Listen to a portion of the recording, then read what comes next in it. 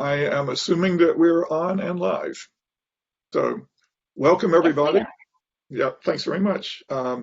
Welcome everybody. My name is Richard Barke. I'm a professor in the School of Public Policy at Georgia Tech, and welcome to a panel that is on rebuilding the Civic Square. What we mean by that is basically let's take a look at some things that are going on now today in the world and try to provide some perspective and some conversation about some recent events that are undoubtedly on everyone's mind. I'd like to open the panel by associating this session with President Angel Cabrera's observation recently. He said that given the threats to the foundation of our democracy in the last weeks and months, we have a responsibility to first offer a model of civil, informed, respectful, critical discourse, and second, to inform and educate on the working of our republic.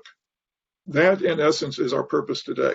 Many of us are anxious, regardless of which side of the political spectrum we're on. We're anxious about the future of our body politic, our institutions, our political values, even our relationships with our fellow citizens. There are some good reasons to be concerned, but are we closer to the edge of political and cultural collapse than we have been recently or ever? Are things as bad as they seem, to be blunt? This may depend on your source for news and commentary and online opinions. So to address these questions, I've invited three people to join me in today's discussions. Let me say at the outset that not all points of view can be or will be represented in what we hope is only the first of a series of such panels. The absence of championing or representing any other perspectives isn't an indication of our disdain for them. So that's not our intention. Our intention is to have a civil conversation among several members of the current or recent Georgia Tech community and people whose perspectives I think are valuable and we'll all learn from. I'm going to be posing some questions to the panel for the next 45 minutes, maybe 60 minutes, depending on how things go, and we'll be inviting the audience to weigh in.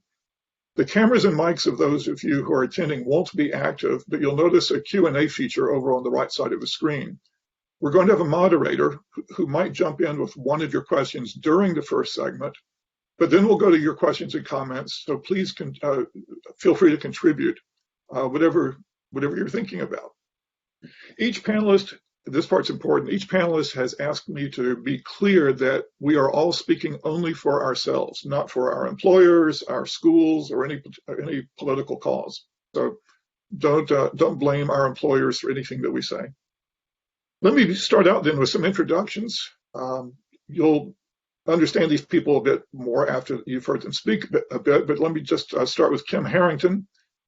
Kim has served as Chief Human Resource Officer for Georgia Tech since 2015. She's been at Georgia Tech for 20 years. She was director of the Georgia Tech Student Center and its associate director for a number of years. She was president of the Association of College Unions International.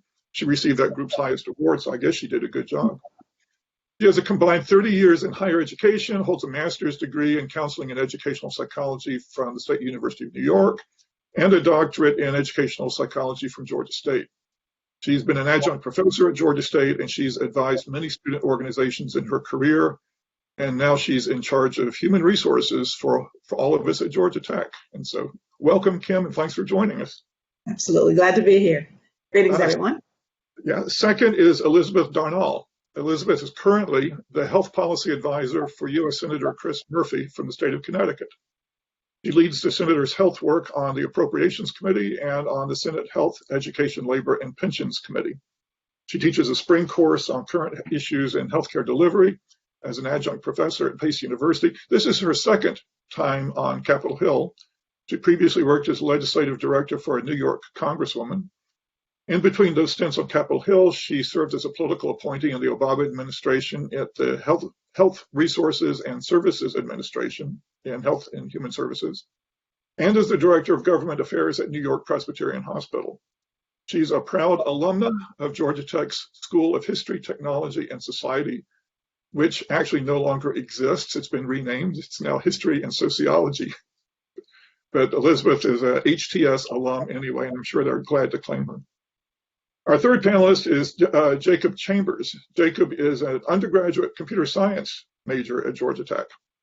At this early stage of his career, he's already interned at NASA's Langley Research Center and at Warner Robins, their air logistics complex. And he's seen politics up close, having interned in the office of the governor of Georgia. And he was a volunteer poll worker in the most recent January 5th runoff in Georgia. So we have a staff member, an alum, and a student, plus me. And very quickly about myself. So as I said, I'm a professor at Georgia Tech. I'm also an alum. I studied physics as an undergraduate and then went off to get a doctorate in political science because of my interest in the intersection between science, technology, politics, and policy. I came back to Georgia Tech more than 3 decades ago. My research teaching generally are in regulatory policy, American political and policy institutions, and intergenerational policy. I've also team taught courses with faculty from every college at Georgia Tech, and I was associate dean of the Ivan Allen College of Liberal Arts for a while. So now you understand who the 4 of us are. I'm going to lead off by just a couple of quick comments. I am only an amateur historian, unlike Elizabeth, who has a degree in it. But I firmly believe that anyone who claims to or wants to understand what's happening today needs historical perspective. It can be, and in fact, it should be very troubling in many respects to look at our history. But it's also a source of reassurance to some degree, at least to me. Let's go back 200 years. 200 years. The election of 1800, 220 years. We had the Alien and Sedition Act, which made it a crime to openly criticize the U.S. government or any of its officers. If you criticized the president, who was then John Adams, you could be fined or imprisoned. And in fact, a congressman from Vermont was charged and convicted with sedition for being critical. And a New Jersey tavern owner was sent to jail. So you think things are bad today. Even more so, Thomas Jefferson. The 1800 election was between Jefferson and Adams. Jefferson endorsed a labeling of John Adams as a hideous, hermaphroditical character which has neither the force and firmness of a man nor the gentleness and sensibility of a woman. We're a little bit more direct in our insults these days. Those who opposed Jefferson said he was a traitor. He was more a Frenchman than an American.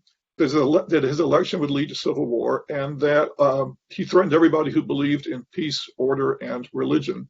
People were told to hide their Bibles if Jefferson were to win, because Jefferson was going to come and take away their Bibles because he was an atheist. That's what people said. People said about John Adams, he was a traitor, a monarchist, he was old and toothless, he was insane, he was a warmonger, he was a would-be aristocrat. It was nasty. The popular press was equally vicious and encouraged many of the most vile characterizations of politics. People were concerned about the size and behavior of crowds at election rallies. There were concerns that both England and France were trying to manipulate the election. We survived. We survived that. Jumping ahead a few years, when I was very young, I was in elementary school. My mother picked my sister and me up after school one day. She drove us straight to the grocery store. She filled the trunk of the car with canned goods, and we got home. My father had come home from work early, and he was rearranging our basement to provide shelter for us in case the Russians and the Cubans decided to launch nuclear missiles at the United States. We survived that one. A few years later, still in high school, I watched the Democratic Party destroy itself during the Chicago Convention in 1968, with politicians and media people screaming obscenities on live television and the police rioting in the streets. Of course, 1968 saw a couple of assassinations as well, and so a lot of us wondered in 1968 whether we could survive. We did. We had 2 years of Watergate. Wondering whether Richard Nixon would observe an 8-0 Supreme Court order to turn over the Watergate tapes. I remember listening to the head of the FBI testify that he had thrown a briefcase full of incriminating documents out the car window as he was going over the Key Bridge into the Potomac River. I mean, that's pretty darn weird. And I remember thinking at that time, how in the world are we going to survive this threat to our democracy? Then we had Iran-Contra, which people don't pay much attention to. And then, of course, we had 9/11. We had the near collapse of our financial institutions about a dozen years ago. We survived. Now, you can call me a stubborn optimist or an experienced observer of our ups and far too many downs, but I've noticed that we survived. And so some say today is different, that we're more divided than we've ever been, that the threats are greater. it's kind of ironic to think about that claim when we're in Atlanta, and if we were on campus, we'd be sitting almost within throwing distance of the spot where the city of Atlanta surrendered to the Union Army in 1864. So to say that we're more divided now than we've ever been is an interesting question, but it's a legitimate question. So we're going to start off with this question about division and unity. President Biden made unity the theme of his inaugural address. I'm sure most of you were watching it. But some people immediately said this idea of unity is a fantasy. What does it mean? Does it mean unanimity? Does it mean majority rule? Does it mean tolerating each other? What does unity mean in this current era? So I'm going to ask Elizabeth, whether from a Capitol Hill perspective or just from a personal perspective, to tell us what you think. Is unity possible today? And if so, what would it be? Yeah, I mean, I think my sort of preferred term in thinking about sort of the moment is really union, and that's coming around sort of shared base tenets on the preservation of democracy. And I think unity is something that we strive for, but for me sort of implies that we're all in the same place at the same time. And I don't think we are. I think we are getting there, and everybody is sort of processing current events, understanding election results in different ways in different times. And so, I really think about it as within a union, you have different viewpoints and you have different perspectives, and you may be sort of shared trying to advance something, but bringing different perspectives within that. Do you think that people in your area of work see things the same way? I think if you're talking about sort of bigger context things, whether we're talking about sort of the COVID relief package or kind of big things that with Democrats having the House, Senate, and White House, that they're trying to think about getting done. And that, I think there's still just a lot to sort of work out and figure out. But there's also a lot of bipartisan work that's happening at the same time on kind of smaller measures and, things that we agree or a lot of Republicans and Democrats and Congress agree should be moved forward. Interesting. Kim and Jacob, comments. What do you think? What do you think about unity?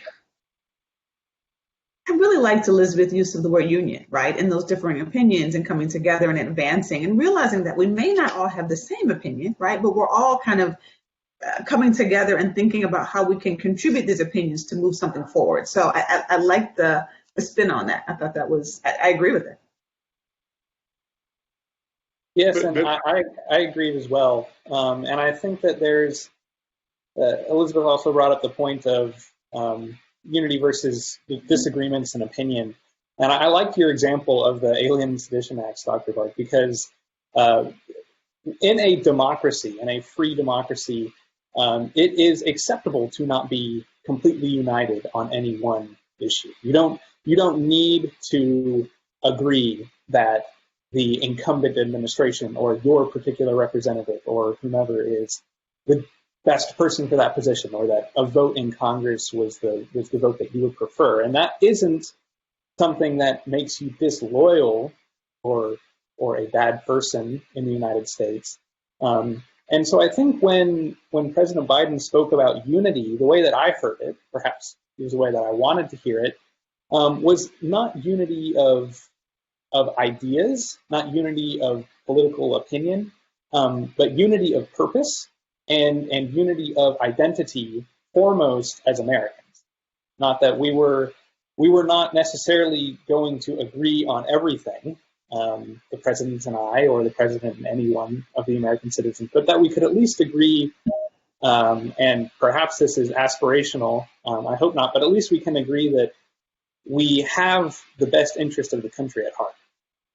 And I think that's the position on which we can build as we try to restore, as we're talking about restoring the Civic Square, if we can agree on our identity as Americans and that we care about this country and about each other, if we can get that shared base, everything else we can disagree on, whether it's the right policy or the right person for the job, and we can still feel together at the end of the day. We can be in union. That's very well put. Yeah, to the degree that we're supposed to agree with each other.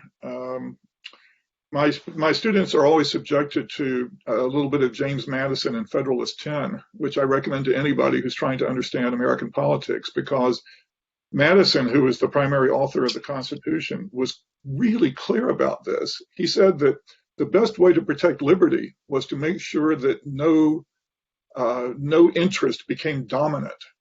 And the best way to keep that from happening was to have diversity. And he meant diversity.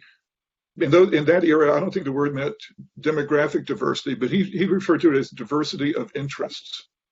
And the more interests that we have, an agricultural interest, a manufacturing interest, a mercantile, a banking interest, and so forth, the more that we're fragmented by our interests, the less likely it is that any single interest will become a majority and be able to exercise its will and oppress the minority. And of course, we've seen that plenty of times in American history where majorities have either tried or have been successful in doing that. But this notion that somehow being divided, I think you guys put it perfectly. Yeah, we can be divided in our interests, but ultimately the union is some common shared aspiration for the nation. And even if we disagree about the particulars of that aspiration, I don't know, it's kind of, I know a lot of you have traveled, including a lot of the attendees. You've traveled and you've probably been in the situation where you've tried to explain to somebody in another country, what's with you Americans? Are you guys crazy? I mean, you don't seem to be able to get it together. You're always fighting with each other and so forth. And I've tried to explain that fighting with each other is part of how we were supposed to behave, right? We were supposed to be contesting ideas and maneuvering and so forth. But at the end, you agree on some legitimate decision-making process and say, all right, we didn't win this time, we'll win next time. Now, of course, that's easy to say because there's some groups and interests which would be hard-pressed to say, well, we'll win next time, because there's a long history of some interests never winning. But I think with a long enough time span, long enough time horizon, maybe that's calls for a bit more hope.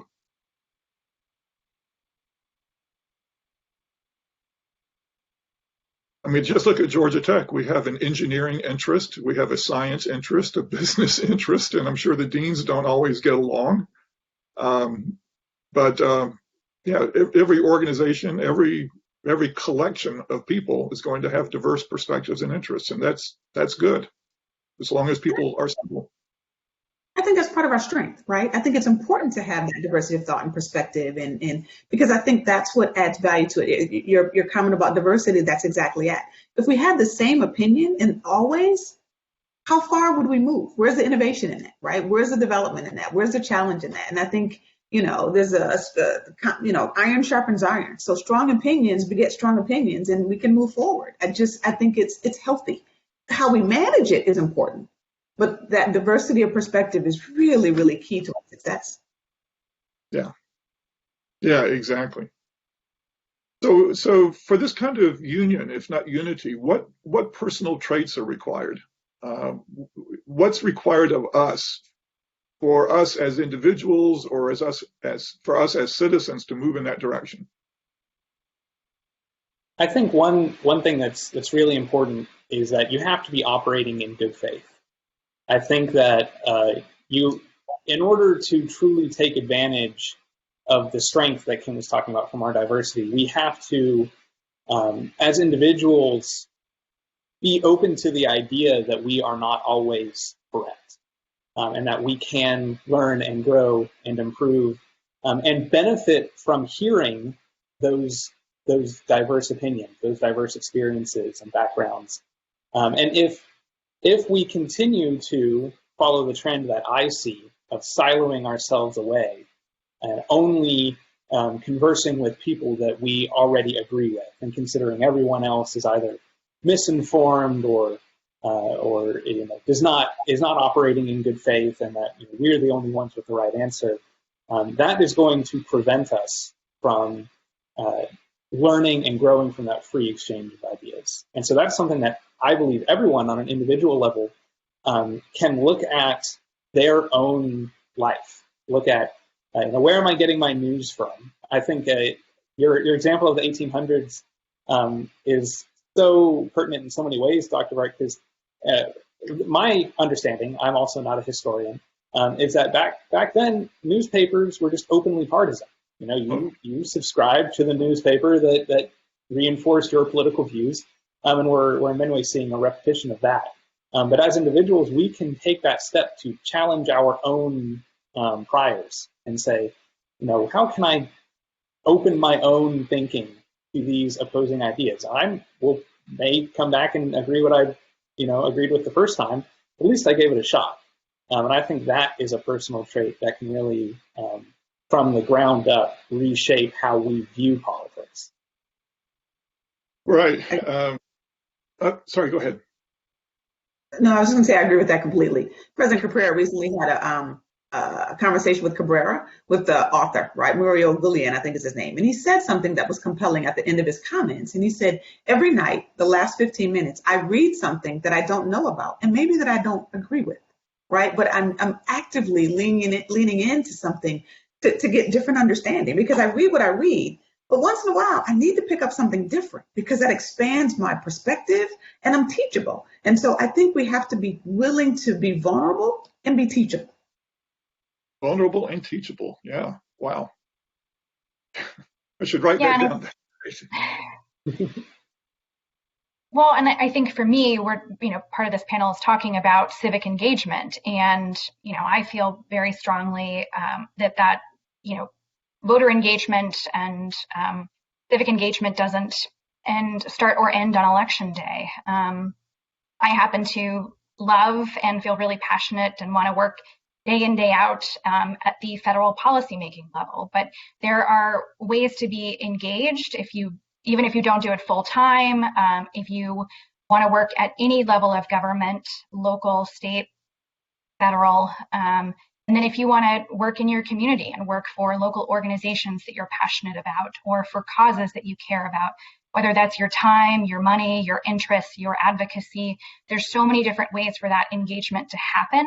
And I think that's like a critical part of being in a democracy is ensuring that you are participating in that and not just sort of once every 2 or 4 years voting and then wondering why policy isn't changing.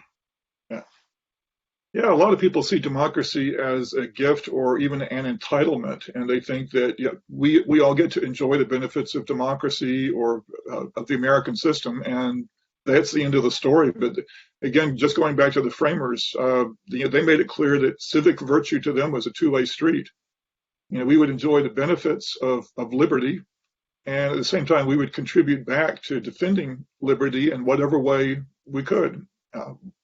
You might do it by creating a business and hiring a lot of employees. You might do it by serving your country in uniform. You might do it by volunteering in elections. You could do it from the pulpit. There are so many ways to do it. But the idea was that we should each be giving something back and not just taking. All right. So let me ask this: with the scenes that we've seen on television in the last year, we could go back to, we could go back to George Floyd. We could go back to Breonna Taylor. The protests in Portland. We could think about what we've heard about the integrity of the 2020 election. Of course, we've got January 6th and the scenes of that. And a lot of people would look at the last year and say, from everything I've seen and heard, how can you people actually seriously suggest that we could have a common vision of where the country could be going, or what the country is, who we are, what does it mean to be an American? So I guess the next question is the nation actually that divided? Is it that ununified? And let me just toss out a couple of numbers at you. Some of you might have seen this recently. There was a NBC News Wall Street Journal poll a couple of weeks ago. It was after the assault on the Capitol. And they produced the following numbers. Now, of course, we all know that numbers like these are approximations. So these are not written in stone. But they said they found that 17% of the American public, 17% identified as Trump Republicans, 17%. Another 17% said that they were supporters of the Republican Party, but not necessarily purely Trump supporters. Another 17% said that they were supporters of the Warren-Sanders wing of the Democratic Party.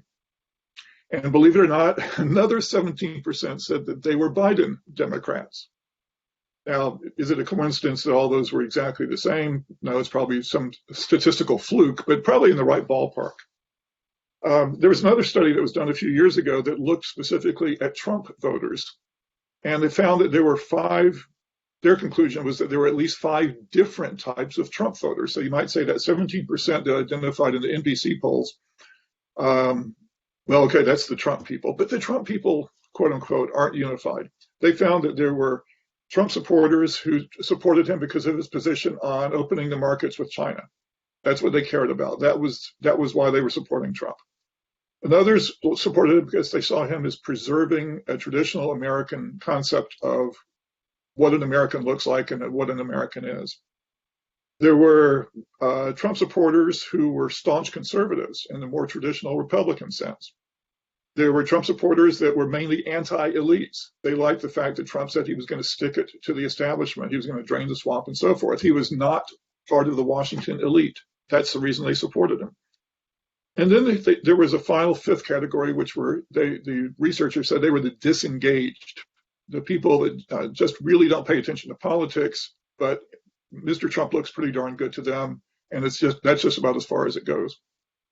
So you've got maybe 5 groups, and you could probably break down any one of these 4 groups I just named, including the AOC, Bernie Sanders, Elizabeth Warren Democrats, and you could probably break them down into subgroups as well.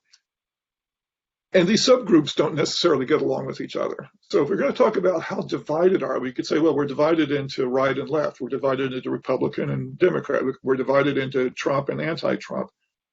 No, we're actually, like we were just saying, in terms of diversity, we're divided lots more ways than that. But divided doesn't necessarily mean at war with each other.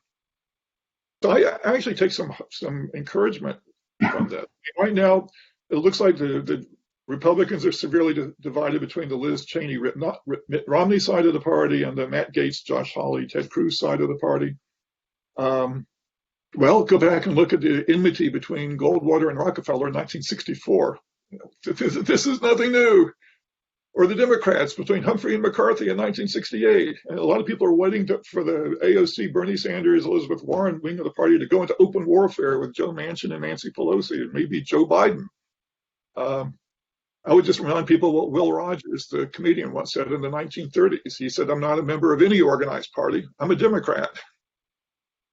So we have a long history of what we're seeing now. Now, does this mean it's hopeless, that we're always going to be this fractionated?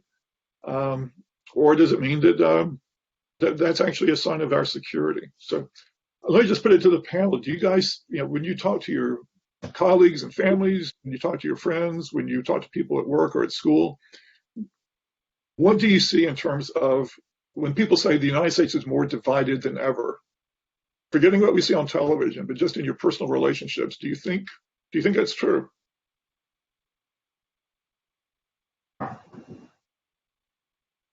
I think it's, to harken back to what you said at the very beginning, I think it is impossible to say that we're more divided than ever.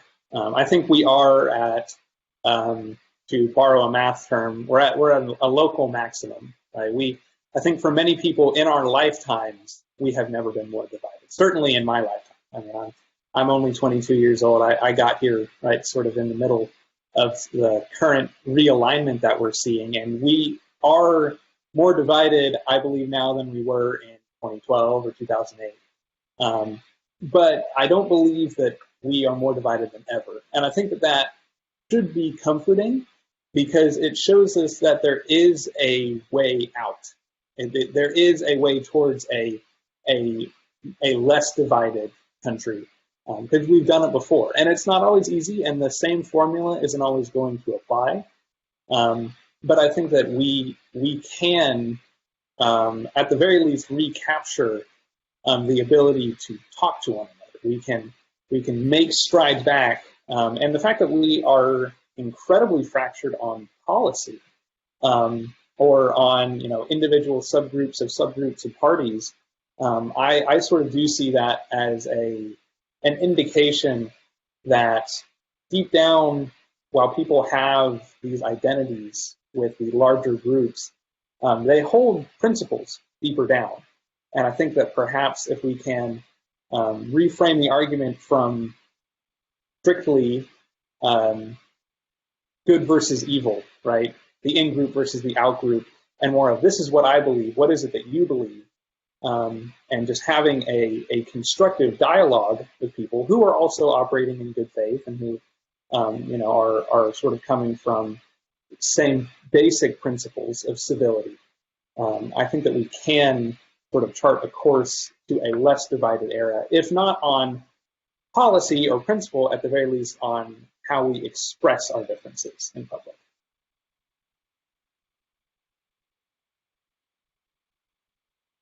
I'm happy to. Oh, please go ahead. Yeah, I mean, I'll sort of talk about it in two buckets of both just personally and professionally, that division. I come from a politically divided family. I have friends who work for staunch Republicans. I have other friends who would say that I'm not progressive enough. And so, I think we all just try to figure out in that friendship and those relationships, like, what are our shared values? They're probably certain topics that we just sort of know it's easier to not bring up and discuss. And that's something that, each individual can kind of weigh how much they want to push things there.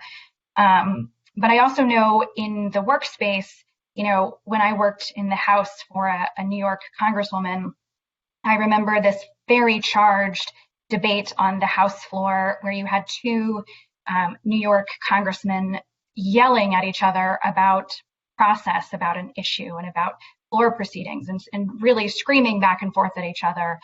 And then the next day, you see they're at a press conference together, hugging it out. And so, some of it is the reacting to the processes of governing and the theater of it. But I also would sort of challenge all of us when we are, reading the news or, watching TV about sort of politics. I think sometimes we sort of like this narrative of division more than we want to hear about unity or union. And so I think we should all kind of challenge ourselves of what is it that appeals to me about hearing that there's infighting on the House floor versus, we advanced this shared policy. Maybe we should just turn the cameras off. Yeah. About back in the early 90s, I was doing some work. I wasn't working for Congress, but I was working on Capitol Hill. And I remember there was a meeting once in the basement of the Capitol under the rotunda, sort of neutral territory. There were members of the House and the Senate there. And I guess I can use their names now, but Al Gore was still in the U.S. Senate at the time, and Pete Domenici was a Republican senator from New Mexico. And they were discussing, this was dealing with science policy issues on the science budget, and the two of them were talking to each other like they were friends.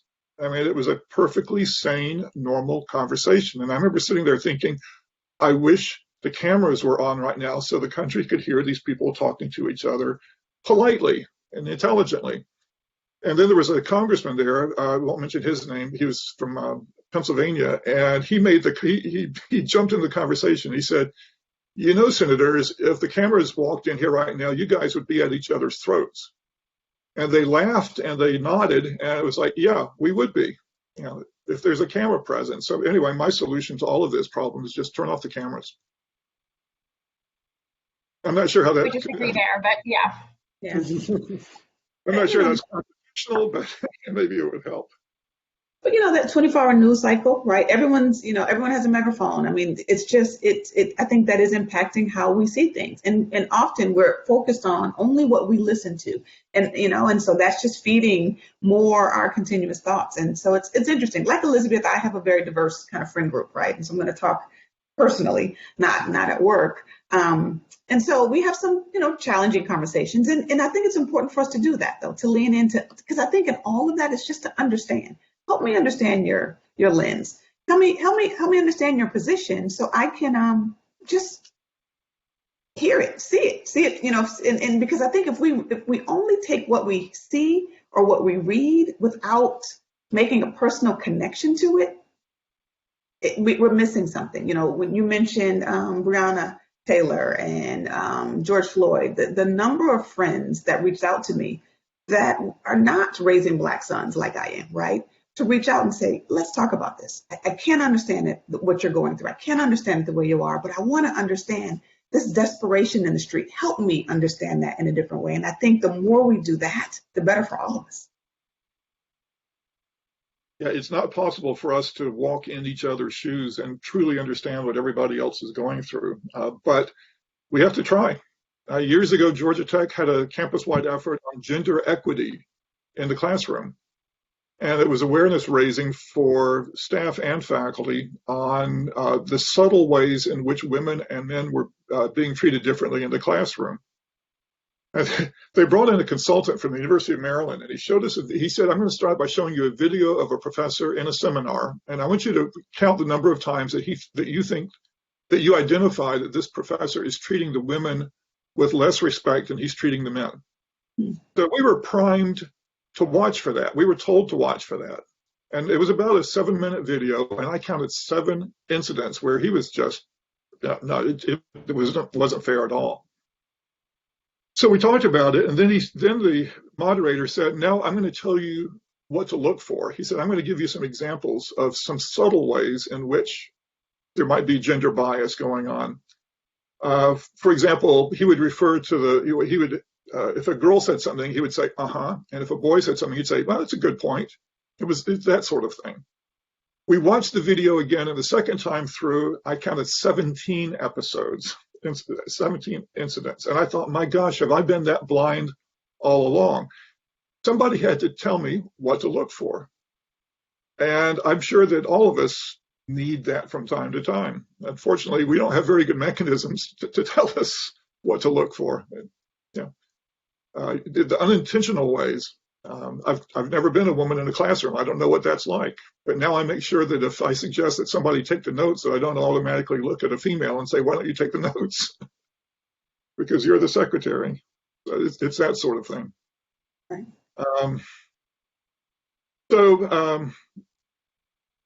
I'll just make one other political sciencey type point. There's a linguist at Berkeley named George Lakoff. And he's written about how we use language in politics. And he pointed out that we talk a lot about how there are liberals and conservatives, and then there are maybe some people in the middle called moderates. And he said, you know what, there really aren't any moderates. He said, what we call moderates, we're really doing an injustice to how complex people actually are. I imagine just about every person that's listening right now can point out some issues on which, how often have you heard somebody say, well, I'm a fiscal conservative, but I'm a social liberal, right? And do we say, well, make up your mind, which one are you? No, it's perfectly legitimate to be in favor of smaller government in the revenue sense, but also say, well, the government should get out of people's bedrooms and let people do what they want.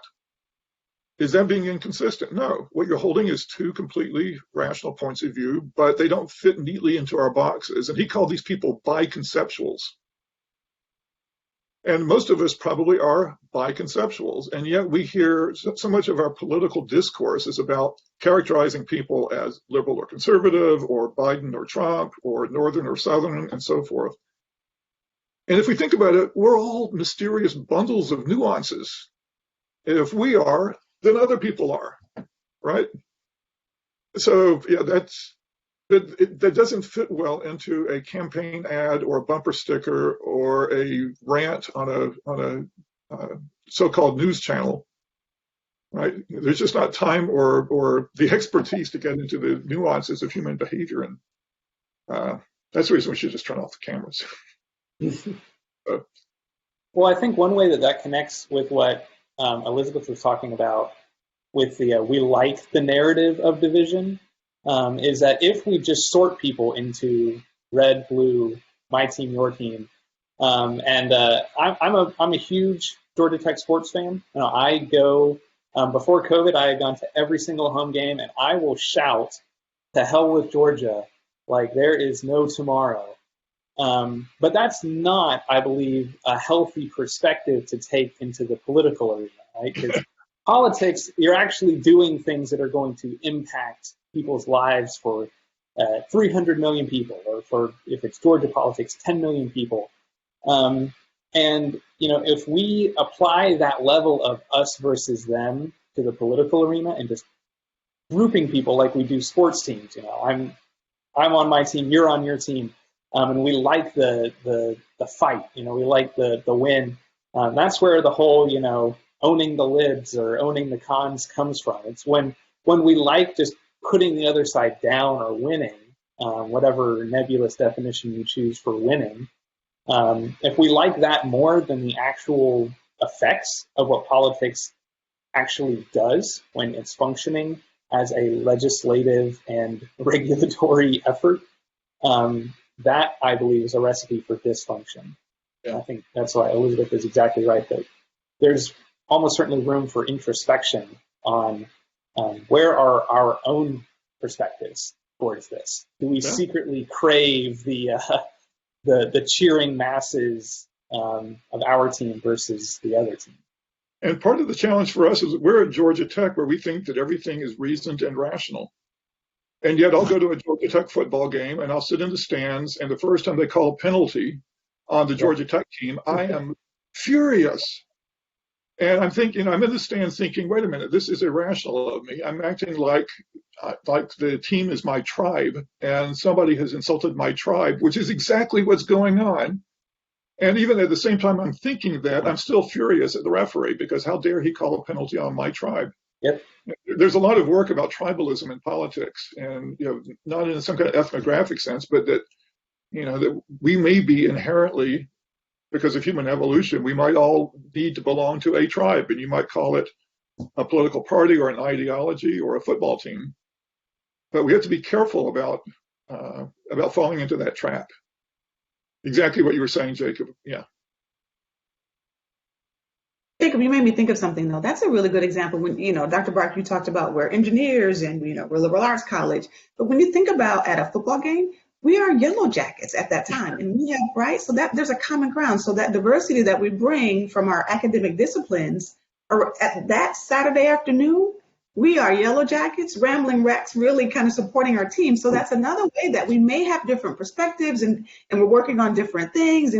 But at the end of the day, on that Saturday afternoon, we're united. That becomes our common ground. And I think it's finding that common ground that allows for that that union that Elizabeth describes.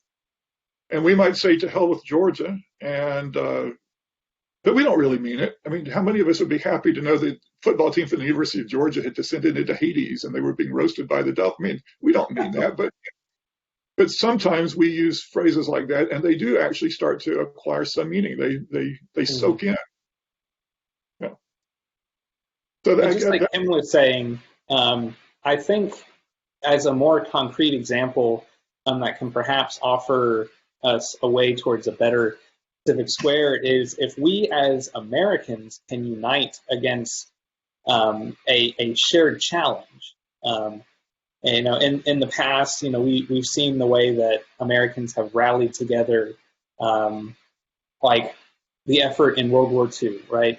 And very fortunately, we're not facing a geopolitical conflict like that, because obviously those are terrible. But I think there is a possibility over the next 6 months, if we as Americans can unite as we are Americans and we're fighting COVID-19, we're fighting this virus that has claimed alive with so many of our countrymen, we have an opportunity to say, we're on the same team on this. And we might not always agree. I love Coach Collins to death. I don't always agree with every play call he makes. I may not agree with every policy decision that Joe Biden or Brian Kemp make in the fight against the virus, but I can say I'm on the team of America fighting against COVID-19, fighting against the way that this has impacted our society. And maybe in the future that issue becomes, depending on what your own priorities are, maybe it's Americans versus climate change. Maybe it's Americans against tyranny abroad, or whatever it is. We can find places where we agree. We agree people should not die from a contagious disease.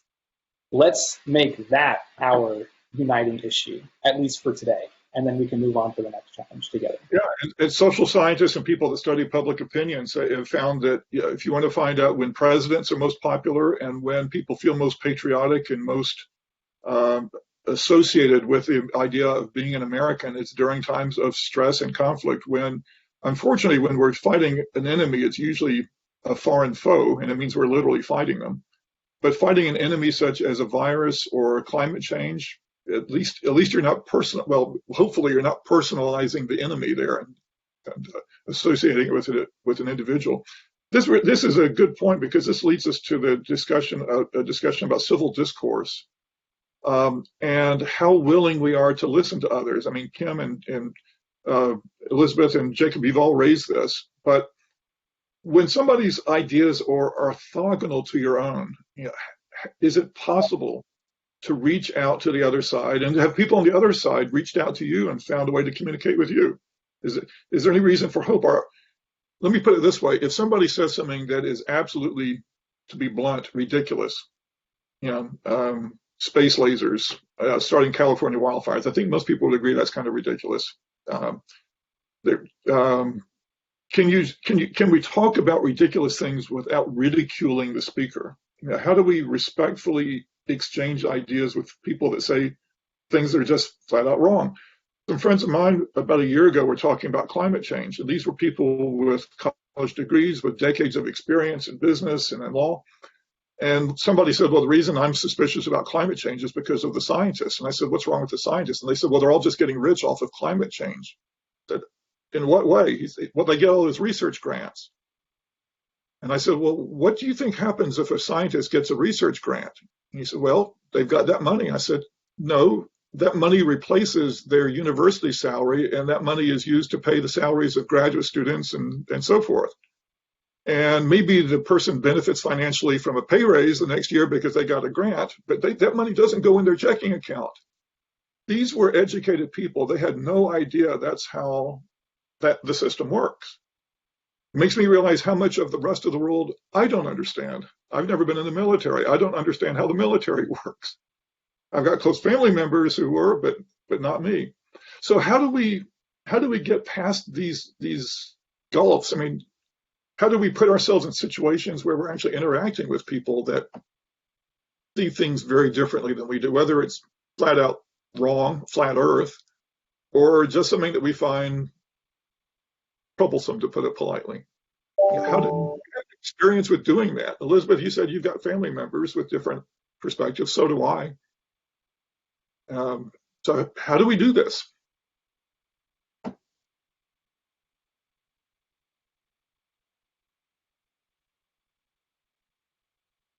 Did you want? I think either one of us. I think it's exactly the situation, Dr. Barke, right? You talked about really, and I think it's taken the time to really ask questions and say, well, how do you think that, right? And digging a little deeper, because I think any of us could be dismissive when someone says something that we think is pure nonsense. We can be dismissive, but I think the challenge is for us to lean in and say, tell me more about that, and try to get to the root of their understanding and really do that. I think it's difficult to do that, because I think it's easier not to. But I think the challenge is for us to really spend time in circles and in spaces where there are differences of opinions and get to the bottom of it. Because I think the conversation that you described, there was maybe a very different understanding after engaging in that conversation. Right. That's what this course is about, right? It's about listening active listening, not listening to respond, but truly listening to understand, finding a common ground, being respectful. I mean, that's what it takes, but it takes effort on all sides to really being willing to lean in and have the conversation. So at the national level, how do we do that? It's one thing for us to try to do that as individuals, but if we're thinking about national politics, is there any hope for being able to do that again? So I just listened to Senator Collins from Maine last night, right? She came out, it was about 8 o'clock last night. She came out of a conversation at the White House with President Biden. And what I saw just from her own account, visually watching her, is that she was optimistic, right? She proposed a COVID relief kind of response. The president had one and they were different. But what she described to me was exactly civil discourse. She outlined her plans, the president outlined theirs. And while they didn't agree and align at that time, they both left the conversation saying, we'll meet again. And it was productive. And I think that's what that looks like on the national scale. And so because what I saw was, I think we can do something here. And I think that was, at least for me, I saw some optimism. I heard optimism in her voice. But that probably wasn't very good for the television ratings. Right. May not have. Right.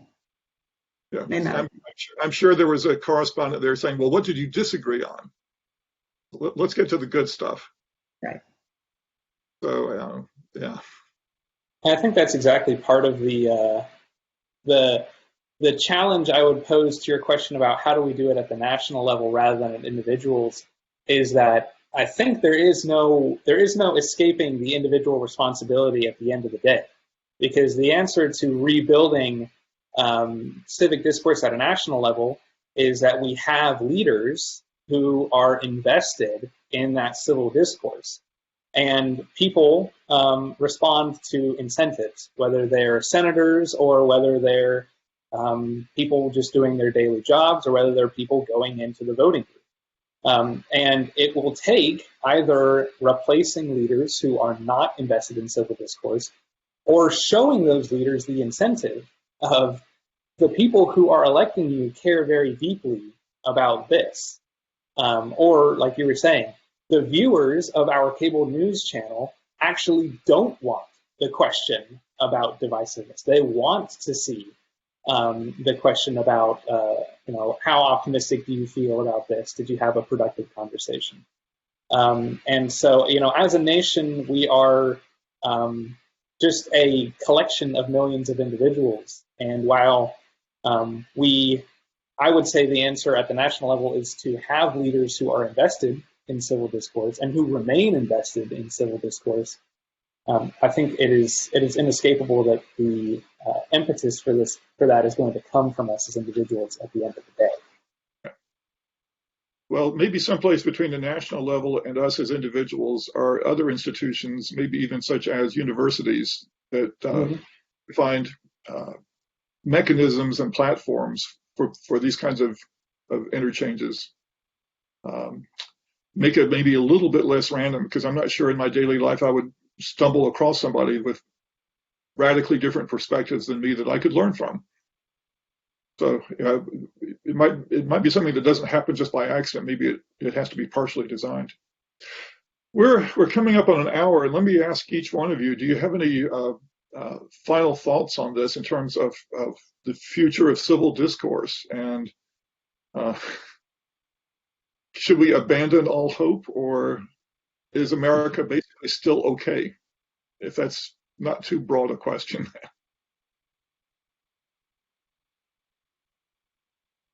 Happy to jump in here, and think just to sort of continue on with the previous question.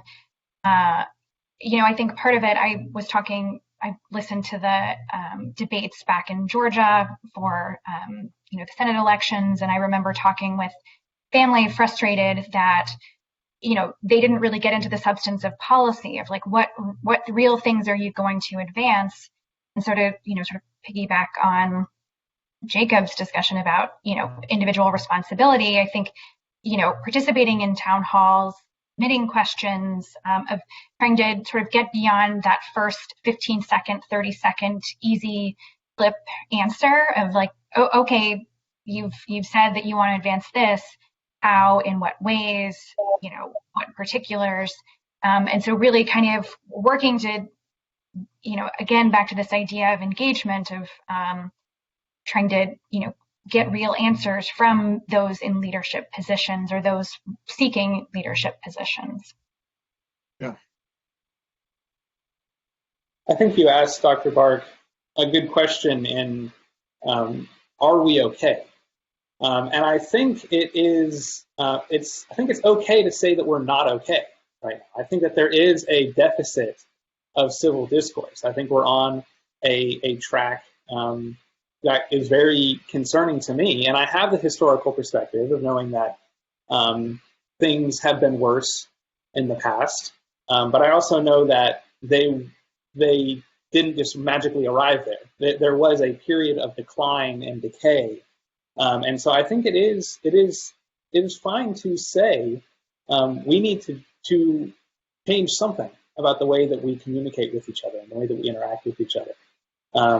And so I think it's possible to say we're not okay right now, but I am confident that we will be okay, that we can recover that footing. And I think that my time at Georgia Tech has shown me that people are willing to talk with you if you're willing to speak with them. I mean, I've had conversations. I remember one time in particular, I was sitting in the College of Computing working on a homework project, and I started talking with someone else who was there, and somehow we ended up talking about Marxism, and we probably talked for like an hour and a half. And I very much did not agree with her on just about anything she was saying. But we generated more light than heat in that discussion. And I had a little bit more of an understanding of where she was coming from, and I hope she had an understanding of where I was coming from. And I think that perhaps it's a little bit trite, but if we have 300 million of those conversations with someone who disagrees with us, maybe we'll look back and see that we're in a better place several years from now than we are right now. Yeah. That's an optimistic sentiment. I agree with you. Anybody else? I agree. I don't think we're okay now, but I think we will be. I think it will take some effort on a lot of parts, but I'm optimistic that we can get there. But it will take some work. We can get there. Yeah. Elizabeth?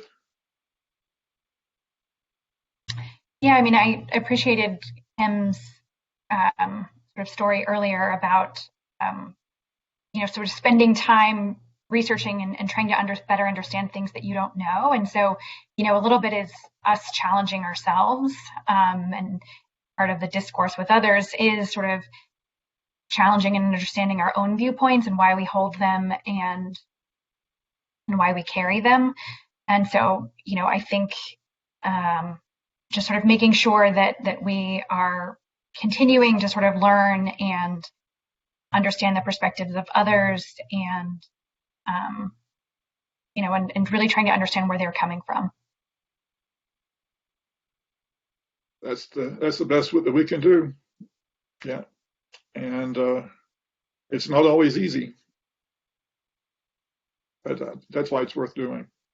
Well, thank you all. And we still have some attendees who are in this session, and I don't know if any questions have been posed by any of them. But now's your chance. If there's something you'd like to add to the discussion, a question for one of the panelists, that would be fine. Or we can just keep talking. So far, Richard, there are no questions submitted. Okay.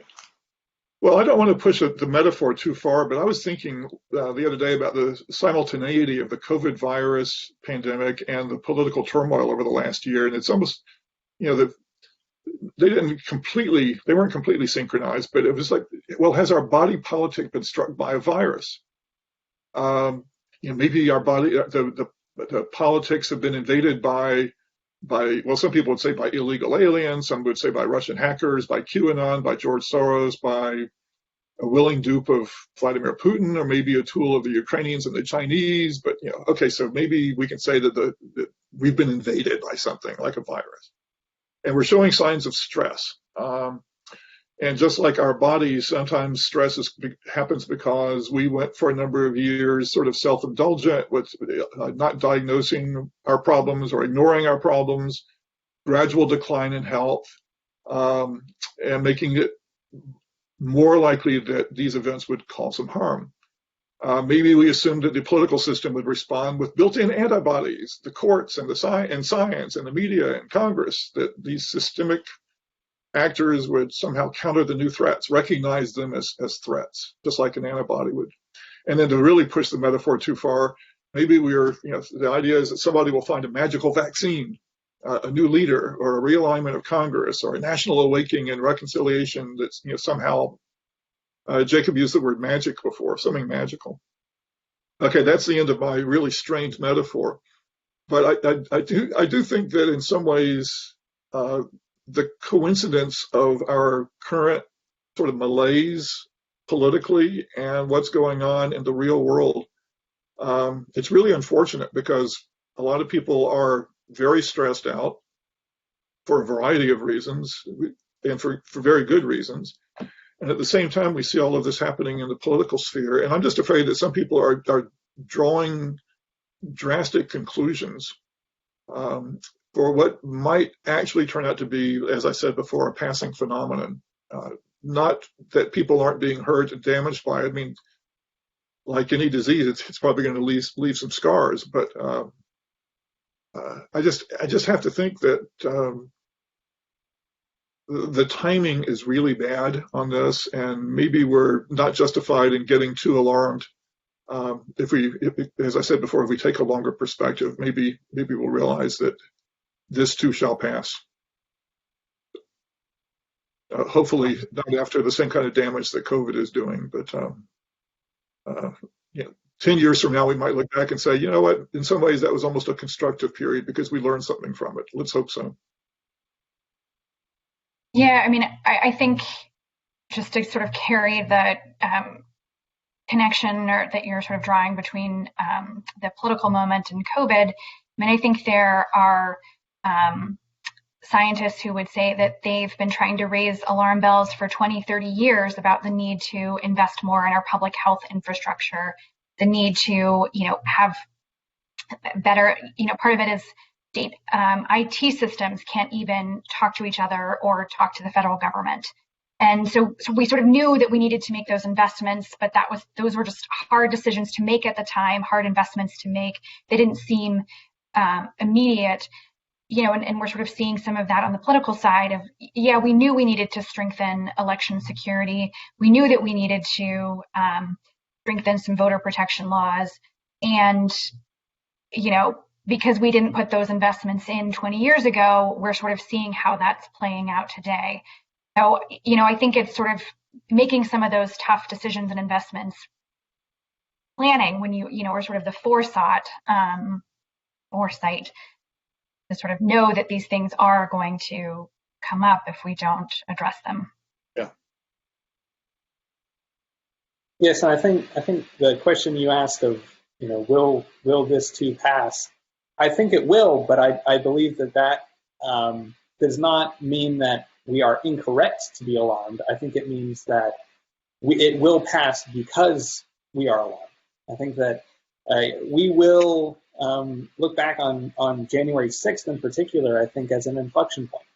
Did we recommit ourselves after more than 200 years, more than 250 years almost of the transfer of power being automatic?